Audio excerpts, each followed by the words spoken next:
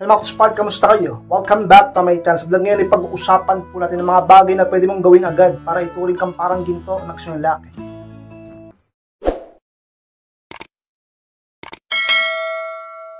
At kung handa na kayong lahat, masanap po tayo at muli, be inspired!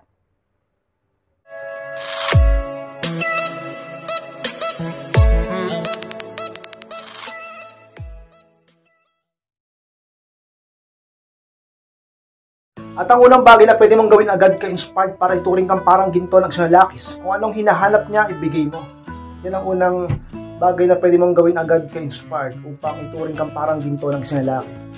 Ka-inspired, ano ba yung mga halimbawa ng mga bagay na gusto ng isang lalaki o hinahanap-hanap ng isang lalaki? Maraming bagay na gusto ng isang lalaki. Iba-iba kami ka-inspired. Pero dapat nga pala mo sinasabi sa inyo, dapat kilalanin mo mabuti ang partner mo, ang boyfriend mo o mister mo.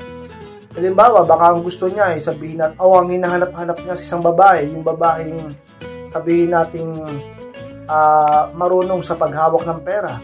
O kaya naman yung babaeng malambing, yung babaeng nabibigyan siya ng challenge sapagkat di palagi nagpaparamdam sa kanya. Yung babaeng talaga namang marunong magmasahe, yung babaeng marunong sa buhay, yung babaeng hindi overthink, hindi selosa, hindi papagduda. Yung babaeng palagi nag-gym, yung babaeng nagpapasexy, babaeng lagi nag-aayos, yung babaeng mabait, maunawain na talaga mapagbigay. At marami pang iba ka-inspired na hinahanap-hanap ng isang lalaki. Iba-iba kami ng gusto, tulad ng mga babae. Iba-iba kami ng tipo, talaga namang may standard din kami, tulad niyo. Kaya dapat mong kilalanin ng partner mo. Tanungin mo siya sa mga bagay na gusto at ayaw niya. Alamin mo ang mga bagay talaga magtungkol sa kanya, obserbahan mo siya. At alamin mo ang totoo upang makalamang ka. Sapagkat talaga naman bala mo yan upang manatili ka sa puso niya. May iwasan mo mga bagay na ayaw niya at mabibigay mo mga bagay na hinahanap-hanap niya. Napakahalaga yung ka-inspired. Kapag nabibigay mo yung mga bagay na hinahanap-hanap niya sa isang relasyon, kapag nabibigay mo yung mga bagay na hinahanap-hanap niya sa isang babae, ay talaga namang ka-inspired. Mas lalo kanyang mamahalin at ituturing kanyang parang ginto sa buhay niya. Bagay na pwede mong gawin agad upang lalaki mas lalo kang pahalagaan ka-inspired. Palawang bagay na pwede mong gawin agad ka-inspired para ituring kang parang ginto ng isang lalaki. Alamin mo kung anong deserve mo. Yung pangalawa ka-inspired. Alam niyo maka-inspired sa to sa mga problema eh. Kung bakit sa isang relasyon hindi ka nagiging masaya at palagi kang kawawa at hindi niya nakikita ang tunay mong halaga sapagkat ikaw mismo hindi mo alam kung anong deserve mo. Eh ka-inspired, ano bang deserve ko? Deserve mong respetuhin, deserve mong mahalin, deserve mong sabihin nating alagaan, ingatan, pag-importante. Di ba? Hindi mo deserve yung lokohin, hindi mo deserve yung pagsilungalingan, hindi mo deserve yung saktan, hindi mo deserve yung paluhain, hindi mo deserve yung iwang kang luhaan. Eh, ka-inspired, paano ko ba magagawa yan? Paano ko ba makukuha yung mga bagay na deserve ko sa partner ko sa isang relasyon? Dapat ginagawa mo yung tama, kahit na mahirap. Ano yung tama kahit na mahirap ka-inspired? Yung mga tinuturo ko sa inyo. Kapag inaabuso ka na, kapag sobra na, talaga namang ka-inspired, hindi na talaga siya nakakatulong sa pag-iisip mo, sa emosyon mo, dahil lagi ka niyang sinasaktan. Palagi ka niyang niloloko. Talaga namang umiwas ka muna. Patunayan mo sa kanya ka-inspired na pinapahalagahan mo ang sarili mo at alam mo kung anong deserve mo sa buhay, sa isang relasyon. Hindi mo hahayaan na hanggang dyan ka lang. Hindi mo hahayaan na ganyan ang relasyon nyo. Hindi mo hahayaan na inaapi-api ka niya. Hindi mo hinahayaan na mananatili ka sa isang relasyon na lokohan. Sa isang relasyon na palagi kang sinasaktan physical. Talaga naman ka-inspired yung iba sa inyo kasi. Alam niyo mismo yung deserve nyo pero hindi nyo pinaglalaban sapagkat natatakot ka na baka iwan ka na lalaki. Mas lalo ka nang iiwan kapag hindi mo pinapakita sa lalaki na alam mo ang deserve mo. Kapag ang pinapakita mo sa kanya yung kahinaan mo at pagpapakatanga mo sa kanya, alam mo bang mas lalo kang hahabulin at mamahalin ng lalaki kapag mas matapang ka? Alam mo bang mas lalo kanyang mamahalin at iibigin at hahabulin kapag pinapakita mo kaya mong iwanan siya? Alam mo bang mas lalong di kanya matitiis kapag pinapakita mong talagang may paninindigan ka? Na may deserve ka sa sarili mo? Na alam mong kung paano pahalagahan ang sarili mo? Alam mo ba kung paano kanya hahabulin kapag pinakita mo yun sa kanya? Kaya naman ka-inspired, maging matapang ka. Hindi lang sa kung anong bagay, kundi pati na sa paglayo kapag sobra na. Sa pakikipaghiwalay kapag grabe na. Sa pag-iwas sa kanya kapag talagang di siya nagbabago. Sa pagtitiis na hindi siya habulin kapag ka nagmamalaki siya. Alam niyo mga ka-inspired, dapat mong malaman at dapat mong gawin yan. Dapat mong gawin agad upang ituring kanyang parang ginto muli. Tulad noon, ka-inspired. Sa mga sikreto, alamin mo kung anong deserve mo at panindiganan mo yan. Huwag mong hayaang nasa ganyang kang sitwasyon, sinasaktan ka palagi ng lalaki. Ka-inspired. Pangatlong bagay na pwede mong gawin agad ka-inspired para ituring kang parang ginto ng sa lalakis. Patunayan mong kaya mo siyang iwan kapag sobra na. Pangatlo ka-inspired, totoo yan. Kaya mo ba yan? O talaga namang ganyan kakahina at karupo? Aminin mo, kaya mo ba yan? Yung iba sa inyo, ilang taon na, ilang dekada na nga eh. Tumanda ka na. Ha? Palagi ka sinasaktan. Yung iba, palagi sinasaktan physical, andyan pa rin. Dumami na lang ang anak nyo. Yung iba, bago pa lang, mag-boyfriend-girlfriend pa lang, nakikitaan mo ng mga red flag. Sige, andyan ka pa rin. Tapos magre-reklamo at iiyak-iyak ka sa huli. Sige, yung sport, naniniwala kasi kung magbabago siya pag nag-stay ako eh. Yun ang akala mo. Dapat palagi yung handang patunayan ang sarili mo. Dapat handang patunayan na handa kayong lumayo at iwan siya. Sapagkat ang yun ang pinaka-the best na paraan upang makaramdam siya ng hiya sa sarili niya, upang makita niya ang tunay niyang pagkakamali at malaman niya ang katotohanan may halaga ka at makaramdam siya ng pag-ibig sa iyo, manumbalik ang interest niya sa iyo at hindi mawala ang respeto niya sa iyo. Hindi niya gusto yung humanap ng iba sapagkat ikaw palaging tatakbo sa utak niya sa mga panahong di mo siya hinahabol at handa kang lumayo sa kanya. Sa mga panahong pinapatunayan mo na kaya mo siyang iwan dahil sa kagagawan niya. Ka-inspired, kaya mo yan. Hindi lang naman siyang lalaki sa mundo. Sabi ng iba ka-inspired, ang daling sabihin. Bakit? Kasi mahal ko na siya eh, tsaka matagal na kami, marami na ako na-invest, ganito, may negosyo kami, may anak na kami. Habang buhay ganyan. Turuan mo siya ng leksyon, lumayo ka muna. Kung di mo man kaya talagang asin makipaghiwalay, mag-unwind ka muna, lumayo ka muna. Para lang makapag-isip-isip ka.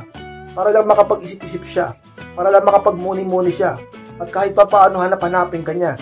At kahit paano mamiss ka niya. At kahit pa paano ka-inspired talaga naman. Makita niya kahit pa paano sa sarili niya kaya mo palang lumayo at isin siya. At di magparamdam sa kanya. Ka-inspired, maniwala ka sa akin. Pag palagi kang andyan sa tabi niya, sa mga panahon na inaabuso ka niya, nakikita niyo napakahina mo, di mo siya kayang layuan, mas lalo lang titigas ang bungo niyan. Mas lalo ka lang niyan sasaktan. At mas lalong di magbabago yan. At mas lalong magmamataas yan. At mas lalong bababa tingin niya sa'yo. At mas lalong di niya makikita ang tunay mong value. Ka-inspired, nasa mga kamay mong susi upang makita niya ang tunay mong halaga. Nasa mga kamay mo at sa desisyon mo ang talaga namang susi upang makita niya ang pagmamahal niya sa'yo. Lumayo ka pag kinakailangan na, ka-inspired. Upang siya ay makapag-isip-isip at masabi niya sa kanyang sarili na hindi na siya uulit pa sapagkat kaya mo palang lumayo sa kanya, ka-inspired. Pang-apat na pwede mong gawin agad, ka-inspired, upang ituring kang parang ginto ng sinalakis. Maglaan ka ng oras para sa mga kaibigan mo. Yung pang-apat, ka-inspired. Alam niyo mga ka-inspired, makaisipin ng iba, anong connect niyan? Alam nyo, malaking bagay yan. Kapag ka ikaw naglalaan ka ng oras sa mga kaibigan mo, kahit po sabihin may partner ka na, may boyfriend ka na, o may asawa ka na, may partner ka na, naglalaan ka ng oras para sa mga kaibigan mo, malaking bagay yan sapagkat pinapakita mo sa lalaki at pinapatunayan mo sa lalaki, sa partner mo, talaga namang may sarili ka pa rin buhay sa labas ng iyong relasyon. Hindi mo nakakalimutan ng mga tao na minsan naging mahalaga sa'yo nung wala pa siya. Sa mga panahon kasama mga kaibigan mo, sigurado ako iniisip-isip ka niya. Huwag kang laging sa kanya lang. Huwag kang laging sabihin natin napaka-needy mo, gusto mo lagi magkasama kayo, gusto mo lagi talagang magkausap kayo, nakikita kayo, LDR man kayo o magkasama kayo sa bahay o lagi nakikita, ano man ang sitwasyon nyo bilang magkarelasyon, pakita mo ka-inspired na hindi lang sa kanya umiikot ang mundo mo, hindi lang sa kanya umiikot ang lahat ng bagay sa'yo, na hindi lang sa kanya nakatuon ang kaligayahan mo, na handa ka rin talagang magbigay ng oras ibang bagay, na hindi ka sobrang baliw sa kanya. Patunayan mo sa kanya sa mga paraan ay maglaan ka ng oras para sa sarili mo kasama ang mga kaibigan mo, ka-inspired. Sa mga pwede mong gawin agad upang sa katagalan mamiss ka niya. Sa mga panahong wala ka sa tabi niya at di ka niya kausap sapagkat iba ang kasama mo at mga kaibigan mo. Ituturing ka niyang parang ginto sapagkat siya mismo ang makakaramdam nun ka-inspired. Ang limang pwede mong gawin agad para ituring kang parang ginto ng sinalakis, matutong makinig yung panlima ka-inspired. Sa pinakatotoo, kapag matuto kang makinig sa partner mo, bukod sa hindi na kayo masyadong mag-aaway, magkakaunawaan pa kayo. At gagaan pa ang loob sinalakit, at pinaka-the best, tuturing ka niyang parang ginto. O sa mas malalim na pagkakasabi, talaga namang mas lalo kanyang papahalagahan. Sapagkat sino magpapahalaga? Sino magpapahalaga sa isang babaeng matigas ang ulo? Sino magpapahalaga sa isang babaeng di marunong makinig? Sino magpapahalaga sa isang babaeng mahirap kausap? Sino ang babaeng magpapahalaga sa isang babaeng talaga naman gusto niya lagi siyang masusunod? Ka-inspired, huwag kang ganyan. Matuto kang magpasakop sa partner mo tulad ng ipinag-uutos ng Panginoong Diyos. Talaga naman nakasulat sa Biblia yan. At kahit sa ano pa man tingnan, ang lalaking leader ng relasyon. Dapat matuto kang makinig at sumunod sa partner mo upang ituring kanyang parang ginto. O kaya naman sa ibang salita ay mas lalo kanyang mahalin ka-inspired. Ang anim na pwede mong gawin agad ka-inspired para ituring kang parang ginto ng sinalakis. Mahalin mo ang iyong sarili. Pang-anim at pinakahuli ka-inspired, totoo yan. At kung gagawin mo yan, tiyak, hindi lang siya ang magpapahalaga sa iyo. Lahat ng tao sa paligid mo, papahalagahan ka sapagkat ikaw mismo nakikita nila, pinapahalagahan mo ang sarili mo. Ikaw, tatanungin kita ngayon bilang babae. Ilang taon ka man ngayon, sino ka man, ano naman itsura mo, at nasaan ka man ngayon sa panig ng mundong ito. Pinapahalagahan mo ba ang sarili mo ka-inspired? Pinapahalagahan mo ba talaga ang sarili mo ka-inspired? O baka naman sinasabi mo yan, pero totoo, nalilimutan mo ng tunay na ikaw.